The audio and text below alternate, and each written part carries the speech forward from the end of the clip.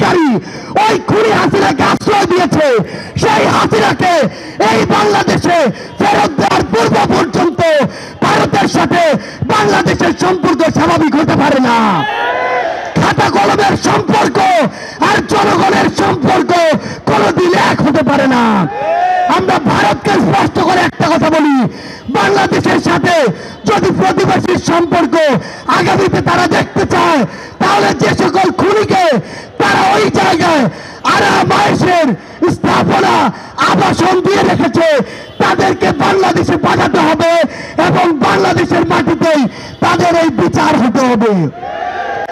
আজকে থেকে 10 মাস আগে বাংলাদেশের অধিকাংশ মানুষ তাকিয়ে থাকতো কখন বাংলাদেশকে বিভিন্ন জায়গায় স্যাংশন দেয়া হবে, কখন আমেরিকা হস্তক্ষেপ করবে, কখন হাসিনা মারা যাবে, কখন পরের ইলেকশন আসবে, তারপরে তারা মাঠে নামার প্রস্তুতি নিত।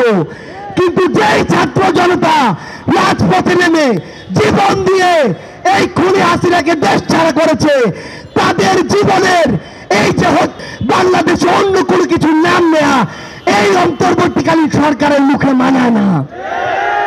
রাজনৈতিক দলগুলো আজকে সময়ের বিবেচনায় প্রতিযোগিতায় নেমেছে, আগে সংস্কার নাকি আগে নির্বাচন।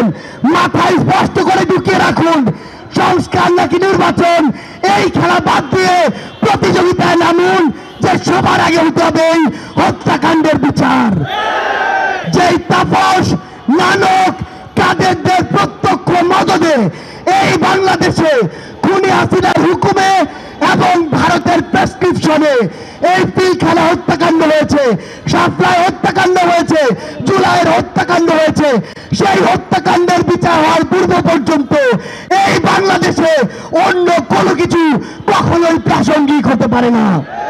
সকল রাজনৈতিক দলের উদ্দেশ্যে একটি কথাই বলবো, এই যে জেনারেশন, এই জেনারেশনকে ভয় করুন, এই জেনারেশনকে ভয় করুন। যদি এই জেনারেশনের রক্তের উপরে দাঁড়িয়ে ইমোশন নিয়ে খেলার চেষ্টা করেন, এই জেনারেশন সকল ক্ষমতার বিপক্ষে গিয়ে যে কাউকে টেনে হিসেবে নামাতে পারে, কুয়েটের ওই ভিসি তার প্রমাণ। আমরা ইনকিলাব মঞ্চকে ধন্যবাদ জানাই যে তারা সকলকে নিয়ে আজকের এই শহীদ মার্চের আয়োজন করেছে।